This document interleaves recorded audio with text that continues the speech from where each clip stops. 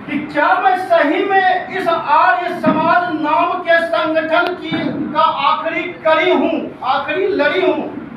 मुझे प्रसन्नता हुआ कि एक मेरा छोटा भाई कम से कम आज इस प्रांगण में मौजूद है, तो मुझे लगा कि नहीं, कहीं न कहीं अभी उस सोच को कि समाज को आवश्यकता है, जिस सोच को लेकर महर्षि दयानंद जी ने इस समाज की स्थापना किया था, इस संगठन का निर्माण किया था। तो ये चिंता क्यों हुई, इस चिंता का कारण क्या था?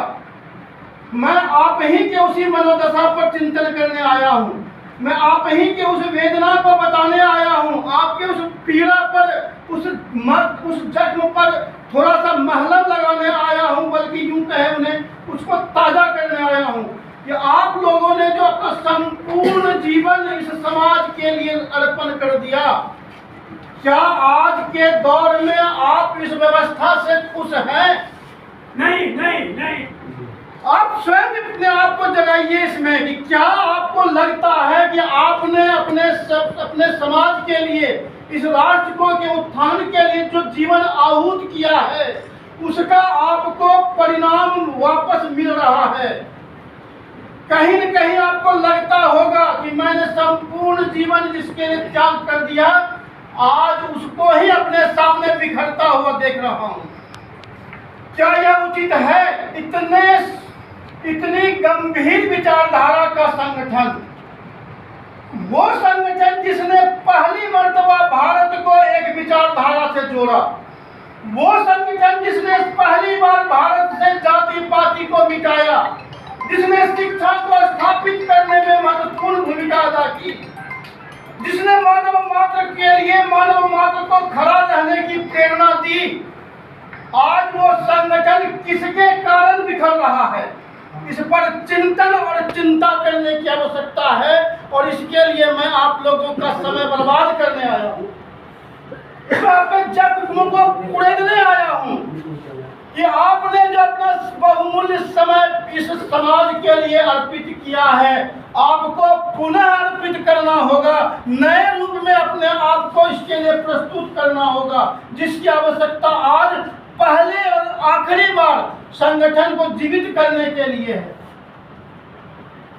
अभी आप लोगों ने कुछ देर पहले सुना कि जिस स्थल से, जिस बात की प्रेरणा लेकर हमारे जो आदर्श पुरुष हैं, उन्होंने अपने इस जीवन की शुरुआत की, आज उन्हीं के संगठन का सबसे अग्रिम व्यक्ति, क्योंकि संपूर्ण बिहार का सबसे बड़ा हमारा प्रतिनिधि सभा ही अंग है, वो प्रतिनिधि सभा का प्रधान सड़कों पर घूम घूम कर खुले रूप में शिव की बारात निकाल रहा है, तो क्या वो हमारे ही मंच पर बैठकर हमारे ही आदर्श पुरुष की अवहेलना नहीं कर रहा है? क्या आपने कभी इस पर विचार किया है? मैं या रामानंद बाबू या मेरे साथ आए हुए विद्यार्थी जी या किसी व्यक्ति के विरोध में नहीं आए, हम उस चिंता को लेकर आपके बीच में आए हैं कि जिस संगठन ने समस्त विश्व की चिंता किया, आज उसी पर हम लोग को चिंता क्यों नहीं करना पड़ रहा है?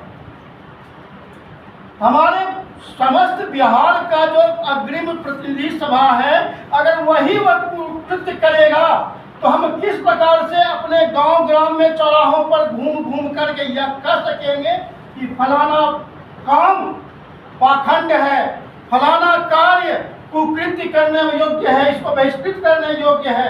हम किस प्रकार से कहेंगे? हो क्या रहा है? आखिर में हमारे संगठन के पास क्या नहीं है? हमारे संगठन के पास बीघा के बीघा जमीन है, कई ऐसे भवन हैं जहाँ से क्रांतिकारियों ने नई क्रांतियों का आगाज किया था, विद्यालयों के माध्यम से समाज में शिक्षा का जागृति फैलाया था। आर्य प्रतिनिधि सभा का वह अतिथिशाला जो कभी विद्वानों से पटा रहता था, आज जाइए वहाँ जाकर देखिए, वहाँ भंगड़ा डांस हो रहा, वहाँ पर शिव जी की पूजा हो रही है, वहाँ पर आए दिन मांस मछली और मदिराओं का सेवन हो रहा है।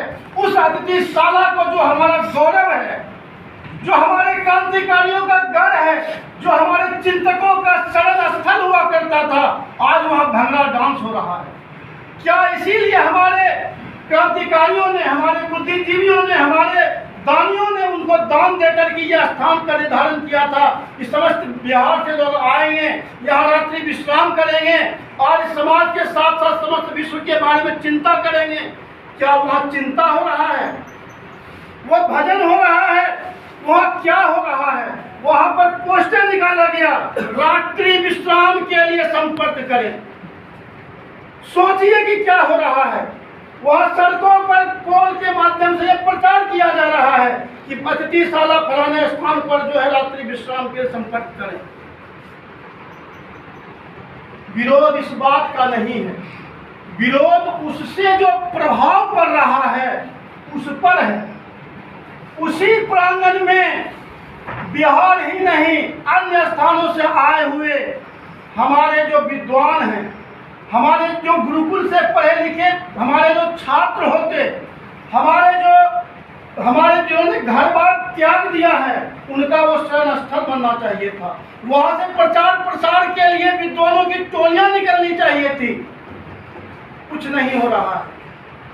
वहां पर जो आय का स्रोत है, प्रत्येक कमरों से आय लिए जा रहे हैं।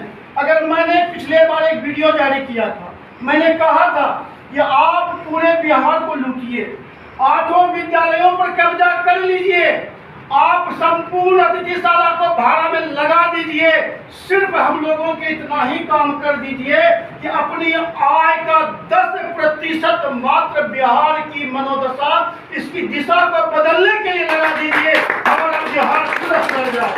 और ये बिहार की सुधरने की बात नहीं है।